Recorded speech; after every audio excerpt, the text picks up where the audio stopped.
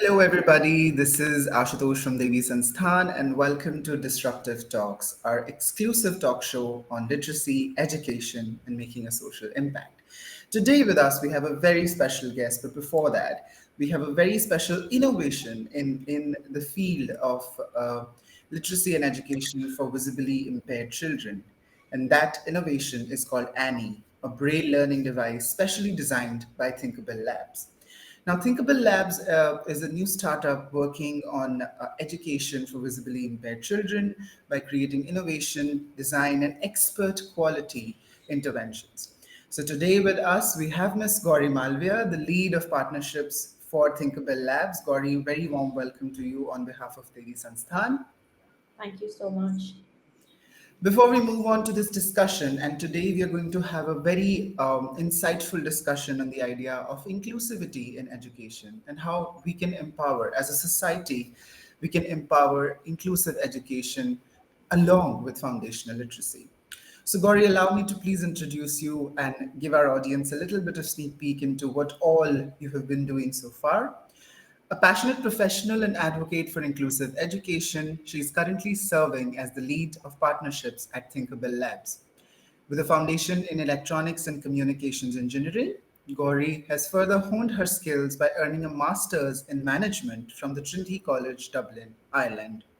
And having previously contributed to her talents to Wipro, Gauri brings a wealth of experience in driving growth, strategy, partnership, and storytelling in her current role.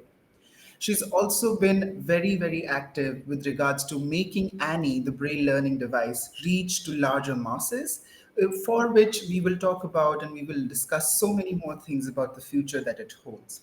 Thinkerbell Labs has also been featured and funded at the very famous show Shark Tank India, where Gauri and her team has presented Annie and have had a very warm and wholesome pitch and a very warm and wholesome welcome to the Indian community as well. Healing from the vibrant city of Lucknow, Gauri is driven by the belief that education is a powerful tool for employment and inclusion. And beyond her personal pursuits and beyond her professional pursuits, she's also uh, a very fine dancer with her hobbies as a dancer that reflects her creative spirit and commitment to a well rounded living. Gauri, welcome to the show, and we're really happy to have you. How do you feel about it? I really feel excited when I received your invite. I was so happy because I met you folks at Synergy Summit and it was such a great experience. Such warm hearted individuals working towards something that is much needed for a brighter future. So I am really glad that you invited me and I'm looking forward to our conversation today. We're really, really grateful as well. So let's start the discussion and let's move the discussion for the audience towards inclusive education, right? Before I go on to anything more, what does inclusive education mean to you? Do you limit it to only academic sort of view, or there's more to it? So let's go to the dictionary meaning first, just to explain what inclusive education is.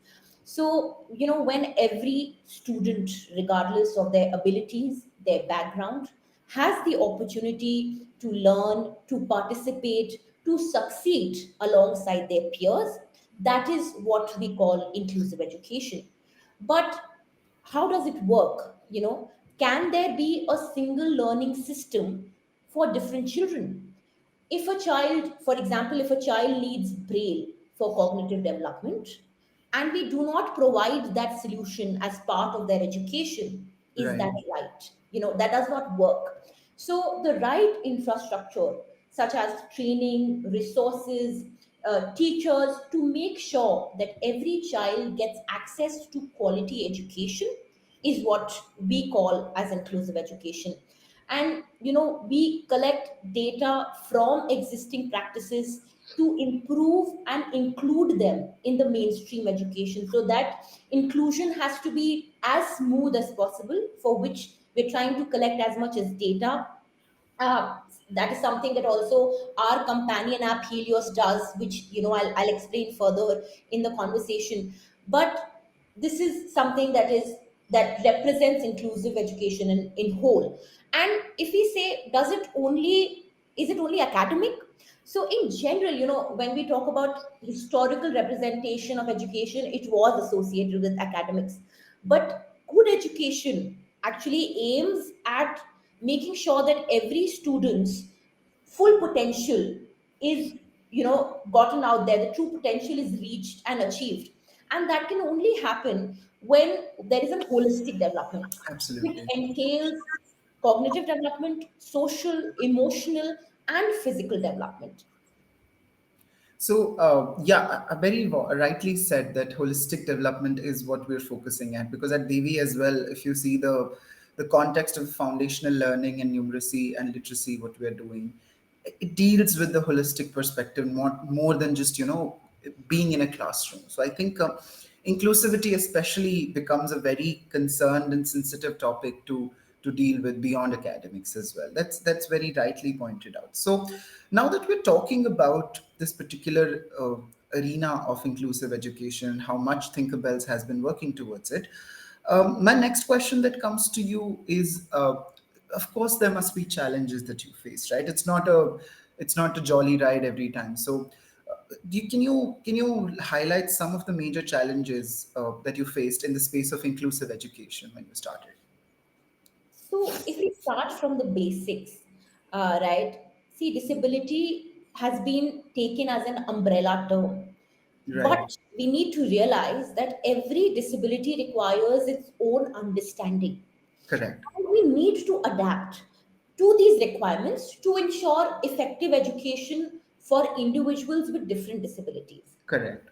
There is lack of resources, so we visit so many schools and centers, and we've seen it, my team has seen it, that there is a lack of infrastructure in mainstream schools.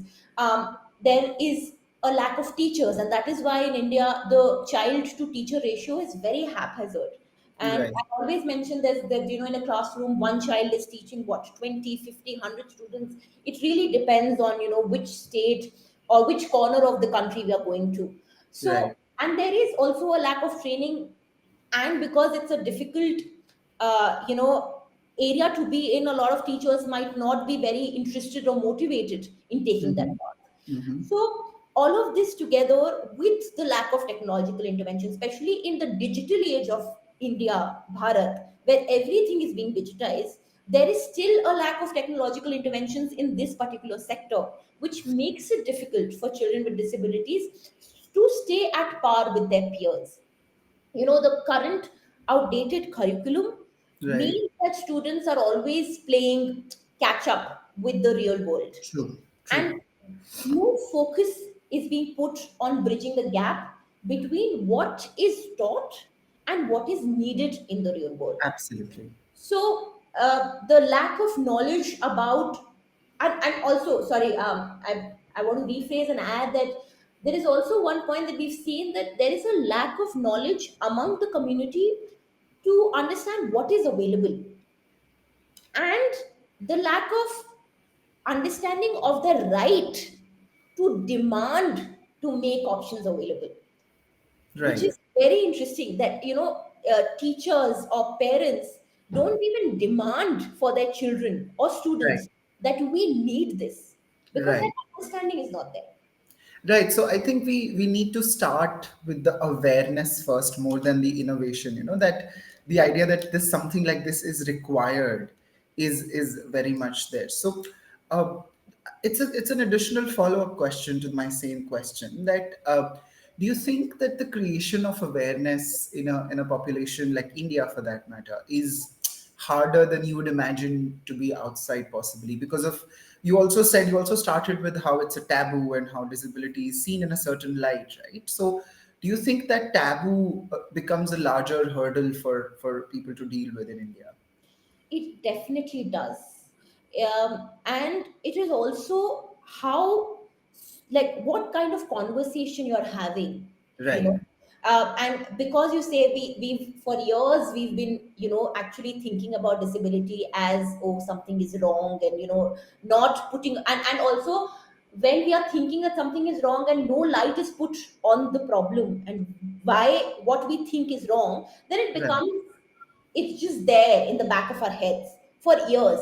And now today, what, in 2023, we are trying to advocate, we are trying to spread awareness.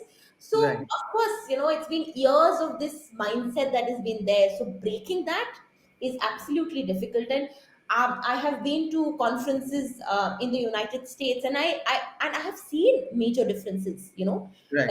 The way the teachers react, the way the distributors or people who are working in the community react, it is a level different to what is Hmm. happening in India. But also, I would say that there is so much passion in India as well to make sure that now, once we focused on this, like organization like Devi Sansthan, where okay, we are dealing with foundational literacy and numeracy for sighted individuals or for individuals without disability, but the feeling and the consciousness that, listen, we need to cater to disability, and, Absolutely. and the willingness to have that conversation.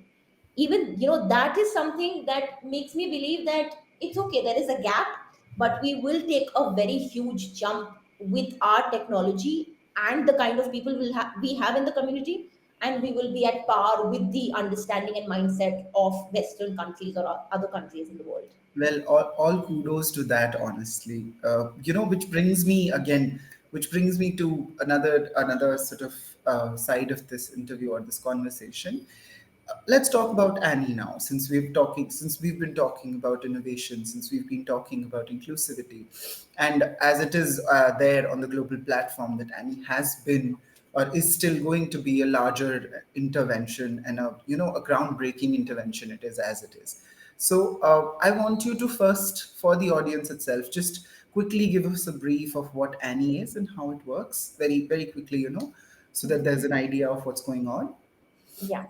So Annie, in simple words, is a self-learning, remote-enabled braille literacy device.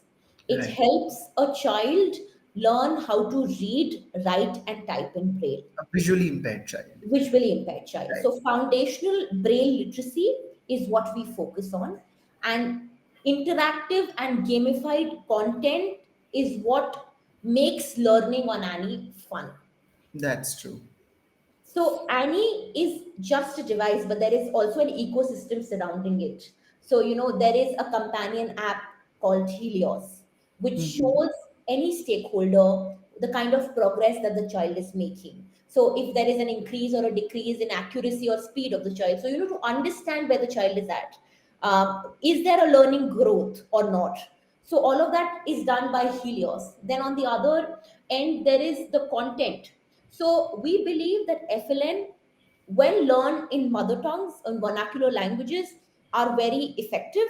So Right. it is very effective. So to do that, we've actually created more than 10 vernacular languages, and we are teaching Braille in around, I think, 11 or more languages across the world. So we have Hindi Braille, Marathi Braille, Tamil Braille, and all of that with English Braille. Oh So wow. two language content is what Annie caters to. So it is, and we say, when we say Annie makes learning fun, we say it enables the students to become lifelong learners. Right. So learn to read and then read to learn. That's Absolutely. something that we work around. That also really is adjacent or similar to what Devi follows as well, because we want every child to be foundationally literate and numerate in a sense that they become responsible citizens of a sustainable society. I think in that sense or in that logic of education, visually impaired children have so far long been ignored or taken on the sides or okay, right, that you don't deserve the mainstream treatment, etc. And I'm glad that Annie is doing something like that. Yes, please. Yeah, no, because you said that statement, just to add a bit to that, is that that is very true. They've been overlooked for a very long time. And, Right. this can be proven by Right. the existing statistics that are out there, that braille literacy in India is less than 1%, if we believe the data that's out there. And in the world, it's less than 10%. So it's not only an India problem, it's a global problem that we're Hmm. trying to solve here. And we say that literacy is a fundamental right. Correct. If we do not give that right, how do we expect that child to be independent economically, physically, to be an economic contributor? And and the terminologies that are being used currently for the child, how will that change in the future? So, and Right. that's why Annie, or Annie comes into picture, or the ALfA program comes into picture, for different children, to make sure that they become independent in the future. Very true. And that is something that is required as well, because there's always a gap that we have been talking about. That gap, the bridging of the gap is very necessary, which brings me to my next question, Gauri, for you, is that this gap that we see, or you have must also have observed, between visual impairment and literacy expansion. Mhm. How do you think Thinkerbells is sort of dealing or bridging this gap between visual impairment and literacy expansion? So, when we started with our work, we realized that there are Braille books that are available. There Right. are Braille text that is available. Right. And but what was lacking was the ability to read that book. Hmm. So there is a resource that is available, but the ability to utilize that resource is not available. Right. Literacy expansion, starts by recognizing the importance of literacy, Correct. and happens with accessibility to the correct solutions. So if I give a book to somebody who doesn't know how to read it, it doesn't work. I need to first teach them how to read, provide every solution that is required to teach them how to read, and then move on to giving them books and make sure that they are reading it and understanding it. So that sort of problem has to be solved. And early intervention, which Devi Sansthan is also doing and we are also doing, we know that early intervention is required for these particular scenarios, because early intervention makes sure that any child, either it's child with visual impairment or child without disability, is at par with other peers and other individuals. Indeed. This can be either done by technological intervention, like what we are doing, or human intervention. So different kind of interventions are required, and government, I think, plays a great role, a huge role in this, where they run these early intervention programs. Then, because once the government is doing it, then a lot of people come on the ground, and they also want to do it, and they want to become a part of the whole motion. So we need such government programs to make sure that these children are developing cognitively and become independent. And there is a need of research funds, because, as I said, the statistics that are available are, there is a lot of disparity in the data, especially with when you talk about children with visual impairment.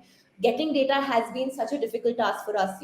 We go to departments, we do online platforms, we check on online platforms, and so that process has been difficult. So we really think that there is a need of research funds to back the data. and Right. and, and that is why we created Helios. We were like, oh, Mhm. if we just give the device and we don't know what is happening, then it is the same situation. Then True. how do True. we say that we are creating impact? There is Right. a change that has happened. And technological intervention like ours and like many others that are there, not many others, a few others that are out there, that is also required for teaching Braille or any other sort of system to children with disabilities. Right. Assistive technologies, there are a few assistive technologies, but there is requirement of more assistive technologies to make sure that even after FLN, the growth. If you want to make a doctor, an IS, and an engineer, assistive technology Mhm. is important to support that kind of education. um, I think I didn't mention that in Annie, what also makes it different is the multi-sensory approach. Oh, So, okay. in the current system, if Mhm. I have seen this in a lot of schools and in mainstream schools, a child is sitting and listening. A child with visual impairment, of course, cannot see on the board, so they are just sitting and listening. So the only senses that are being used is hearing. Right. And we know through various studies that when more than one senses are involved, the retention is better, the understanding is better, and that's where Annie comes into picture. Where with a multi-sensory approach, where there is audio, Annie speaks to the Mhm. child, and there is tactile, there are the Braille dots through which we are teaching children how to read, write, or read and write in Braille. So this helps. to make sure that the child retains and actually understand and there is a cognitive development. Right. Also making Braille available in native languages, as I mentioned again, so Right. Right. these things are also important to make sure that the gap is bridged. And I think the final last thing that is very important is a supportive learning community, because without the community nothing works. A teacher is Absolutely. part of this community, a parent is part of this community, friends and individuals and organizations like us are part of this community. And until unless we support these children, the gap will just keep on becoming bigger and bigger. Absolutely, absolutely. Which is what we started with this discussion as well. That the bridging the gap only happens when there's an awareness that there is a gap. Yeah. You consider or you acknowledge the gap first before moving on to bridging it. And that's something that's really really important. And I'm pretty impressed how Annie has taken over to bridge this gap. But I'd like to hear from you in the sort of impact that Annie has had and Thinkerbells have had since its inception. If you could take our audience to that a little bit. Sure. So I'll start with the beginning, where how we came about with Annie and the kind of impact it has made in the last few years. So there was a time when our co-founders were in Goa, in Bits Pilani, Goa, and they were trying to play around on a Raspberry Pi, and they created a Braille alphabet box. So the box Okay. would only teach A, B, C, D. That's Hmm. all. Hmm. And while making that and working on that project, they realized that the statistics on Braille literacy are quite alarming. Right. When they dug a little deeper, they realized that the problem does not have a comprehensive solution. And then, after six iterations and our initial testing with NIE and NAB Goa, we came to the current version of Annie. And, somebody called it human interaction paired with technology, is Oh what is, wow. that's how Annie makes Braille learning fun and easy. And, Right. children interested in learning Braille, which is assumed to be a very tough code, because six dots are there and every alphabet has a different dot combination and the child needs to learn and understand. So, but why, and why did we call Annie is because we named it after Anne Sullivan's teacher. Sorry, we named it after Helen Keller's teacher, Anne Sullivan. And Sullivan. Okay. Yes. And we named Annie after Anne Sullivan because we wanted Annie to be a teacher, a friend, a guide, a companion, or an assistant to a teacher, to play all these roles to make sure that learning happens for all Right. these children. And, with a tech for good motto, that's what our motto is. We hope and believe that we will catalyze Braille literacy through Annie. So at the moment, we are present in more than 125 centers. So we Oh have lovely. 125 Annie smart classes across the country in 22 states and union territories. And more than 5,000 children with visual impairment are learning Braille on our device. That's very very impressive. Thank you. And this is what we're doing in India. But we're also Hmm. happy to share that Annie has reached other countries. In the United States, every child with visual impairment who is under the federal quota is getting access and is learning Braille on a made in India product. Oh lovely. So Annie is called Polly there, because the US brand name is Polly, and we partnered with American Printing House for the Blind, a Hmm. 150-year-old organization working with assistive technology, and together we are making sure that every child in the United States also has access to a solution which is again needed there as well. It's very wholesome to me, and more than wholesome, it's actually really surprising that there has been so much of innovation and so much of intervention already, and I'm sure that it'll grow to a larger extent. But absolutely, when you start a product or when you start something foundational, to cater to foundational literacy or even to cater to FLN for visually impaired children, What was your first feeling? Was there stress? Were you ambitious? Was there hope, or was there a fear of something? I want to know from you. I think uh, let's right now also we feel, we are in the initial stages. I know we've talked about 125 centers and we've reached US and all of that, Right. but even if you talk about India, we have 2.7 million children who are visually impaired. And we are saying that braille literacy is less than 1%. So the stress is still there. Of course, there is hope, and we as an organization are quite ambitious because we believe in what we do. We believe that it is a requirement, it is not an option, it is a necessity to have, and that every child has a right to be foundationally literate. Right. That's the main basic first level, when we talk about a child's growth and Right. and leading to a child's bright future. So there's a lot of stress every day in our lives, and we're trying to understand how to make it more accessible, how to make sure that every child has it or has any solution Mhm. which helps them learn in an easier manner. And this is something that we actually realized after Synergy Summit, that if today every child aged 4 to 14 has access to Annie, these 2.7 million children will be Braille literate by 2027. Yes. But it has to happen today.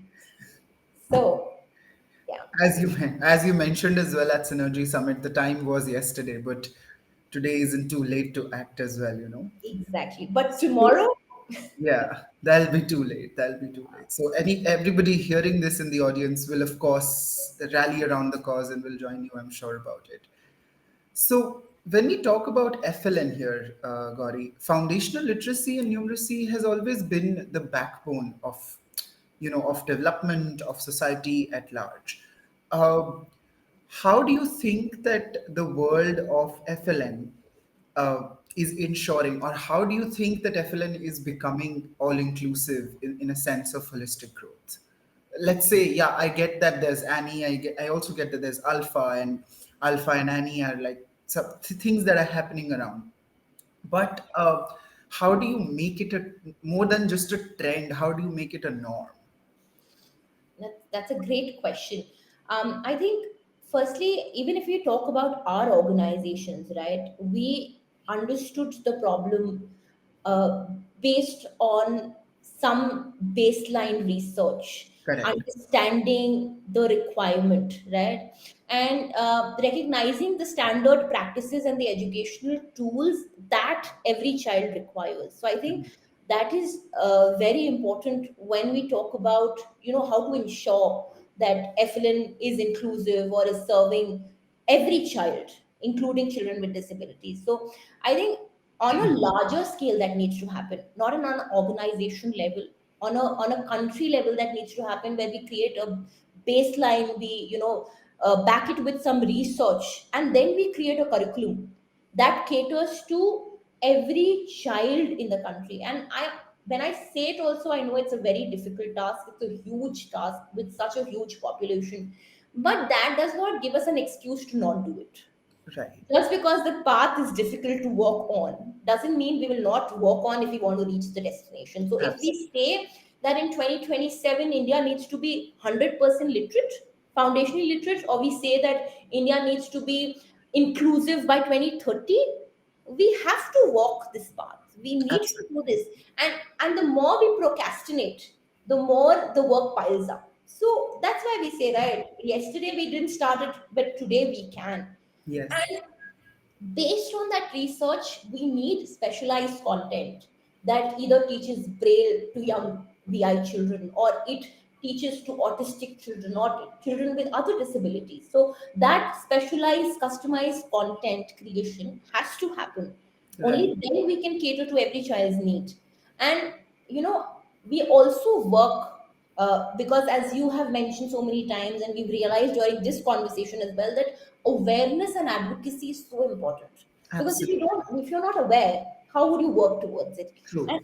Thinkerbell Labs is working towards awareness as well. Because see, at the end of the day, if we don't work towards awareness, our solution doesn't work out. We are not able to explain that, why the solution is needed. So our work creates awareness about disabilities and, ensures that funds, we are also working towards that, more and more funds are channelized towards FLN coverage. Correct. Ours is more, oh, children with disabilities, but of course, at the end of the day, even if we are able to make a change in the lives of 2.7 million children, it adds on to the total child population in the country.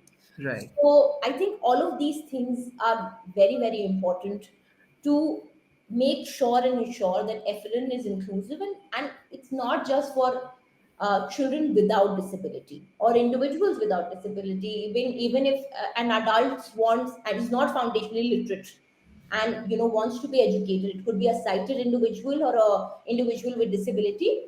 We need to have these things to make sure that we are able to cater to the needs of that individual. Absolutely. That's very important as well, because I think again, as we talk about acknowledgement, it goes on with the process of analysis, and then the analysis turns into, okay, realization that we have this much and we need to do this much, and then further the process goes on to a fruitful conclusion. It's not an easy path, and I think everybody who's going to watch this as well knows this, because we all are concerned individuals for literacy and for foundational numeracy as well. Another thing that pops up in my mind, Gauri, is what does the future hold for Thinkerbells and Annie? Like, where do you see this going? So, as I said, when we only talk about India itself, there is a journey from 1% to 100%. Correct. And on the world, on an average, if it's 10%, so the journey is from 10% to 10 to 100%. 100%. So, but it's a very, very long way, and there is so many things, so many hurdles also, that and so many gaps that we need to fill to make sure that this happens. So currently we are working more and more on spreading awareness, making sure that more people understand that a problem like this exists. Because Correct. even when you understand that there is a problem, you can, solve that problem. And we want to make sure that any which ways every child has access to the solution, and Annie is just the first step. uh, Correct. there are more technological interventions that are required that are in Thinkerbell Labs pipeline, and we are creating more products to, Mm-hmm. it's like a ladder. So the first step has been taken. We are working on the second, third, and fourth steps, and we need to reach the top. Of So course. that sort of journey we are, and we are in the United States. We are in conversations with other partners that have been in the sector for very long in other countries as well. So hopefully we might be launching next year in UK, Ireland, and Australia as well. Some conversations are going on, a lot of other conversations are also going on. So yeah, every corner and every child we need to reach in the world and make sure that they are foundationally literate. I see ambition in that, and I see real dedication, because I think Alpha and Annie both are dedicated and adamant towards, making the last person in the line impacted. Yeah. Impacting the last person in the line, be it a child, be it an adult, because I think as much as it is an issue for children, foundational literacy is also somewhere down the line not there present at all for adults as well in some areas. So I'm sure that there is going to be so much more, you know, innovation and invention towards what you're doing. And of course, Devi Sansthan is always there to lend their support and to collaborate and to make this mission of Nipun Bharat by 2027 or by 2030 as well. So the sooner the better, I'd say. The sooner the Yeah. better, honestly. I hate to really conclude this conversation, but time constraints and things like this, because of course we need to give a conclusion to our audience as well. But before the conclusion, I would like to talk to you about the idea of how policy changes happen, because we are individuals, or we are organizations that can create the advocacy and awareness, but the larger policy change has to happen from a management perspective, from authority perspective. So, how do you think that advocacies like ours or yours, for that matter, help in that policy change, help in that sort of policy building itself?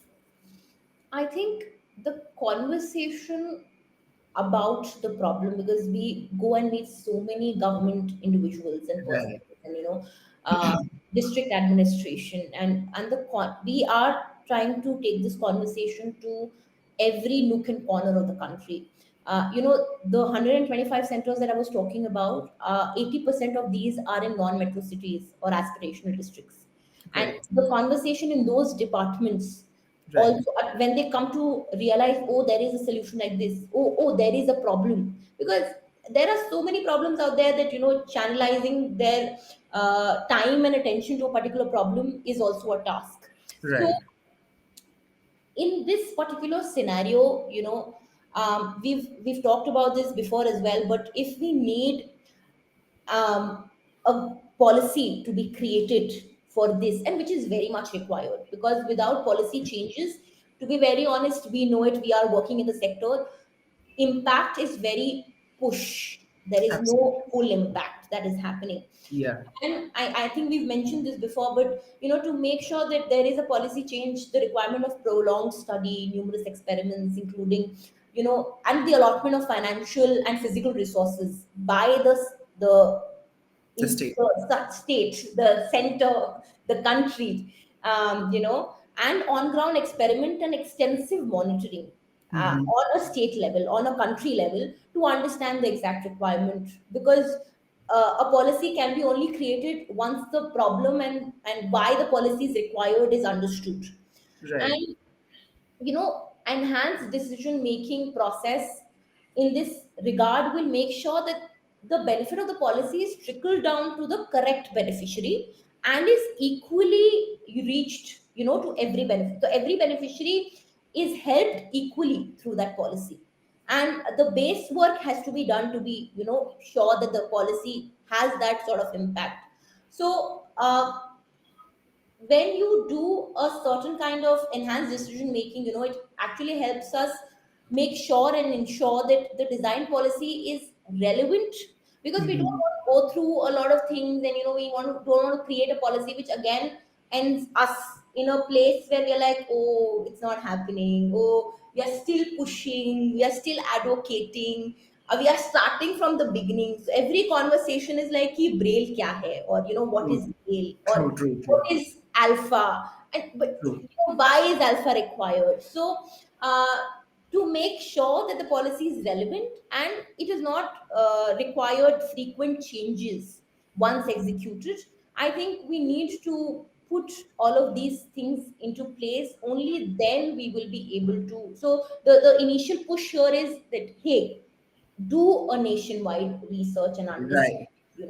get your numbers right, do Right. some on ground experiments and create a policy. It is Right. needed, it's required. So I think that's the kind of path we need to follow, which we generally also follow in other things, but here it's also required because a lot of children, individuals will be impacted with the policy change. Absolutely. Absolutely. So it's the motto and the mission of leaving no one behind, Yes.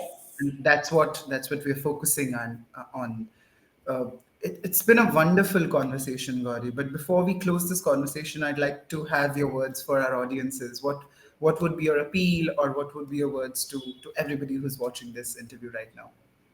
Sure. So I think we've talked about the time to act was yesterday, and the this was a statement said by Mr. Bhaskar Chatterjee, who's also called the father of CSR, and Right. that's where I've gotten it, and that's become a motto for me in my day to day lives. And I believe there is a long way to go, right? And the problem always existed, but now the community is moving towards finding and implementing solutions. Right. All we need to do is pick up pace. At this time, I encourage a growth mindset. We need to learn, we need to keep our minds open to every new possibility and discovering new things in the disability sector, to understand how it works, what is happening, where we need to start from. And then if every individual starts with doing a tiny thing and is consistent with it, the impact when accumulated over years is huge. It's how, we say, with every drop makes an ocean. It's similar Correct. here as well, and inclusion will only start when we normalize and not give a social cause a separate social tag. Absolutely. Oh, this is special, specially able, those different terminologies. And just because we don't understand it, we are like, okay, we'll say this, so we are in the safe corner. We can just say this. So we need to get out of that mindset. And solution like ours or yours need to be supported and need to have a platform to show the kind of impact we can make and create. Um, Absolutely. we actually look forward, to a day when a student who has learned on Annie breaks the glass ceiling and will show the world about the untapped potential which has been ignored because they weren't given the opportunities. One of our students, Prathamesh Mhm. Sinha, impressed the prime minister of the world's largest democracy. In Digital India Week, he met the prime minister. The prime minister was so impressed that he mentioned the child after the event in his speech. This is the potential that a solution like Annie or ALfA, helps to unlock. And Absolutely. we just want the community to come together, create more such solutions, and help the implementation and the catalyzing of such solutions. I'm very positive and I'm very actually inspired after this entire discussion that children who are currently dealing with visual impairments or who have visual impairments, they have a brighter and brighter future with Annie.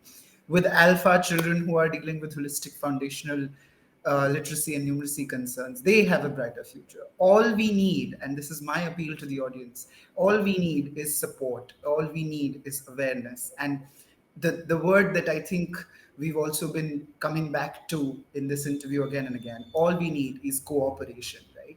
So thank you so much, Gauri. It has been a wonderful time speaking with you. And on behalf of DEVI Sansthan and everybody who's watching this interview, I want to thank you for taking out time and speaking with us. Very warm regards. And thank you so much, everybody, for joining in. Do subscribe to Devi Sansthan on YouTube. And let's meet you for another disruptive talk pretty soon. Thank you. Thank you. Thank you so much.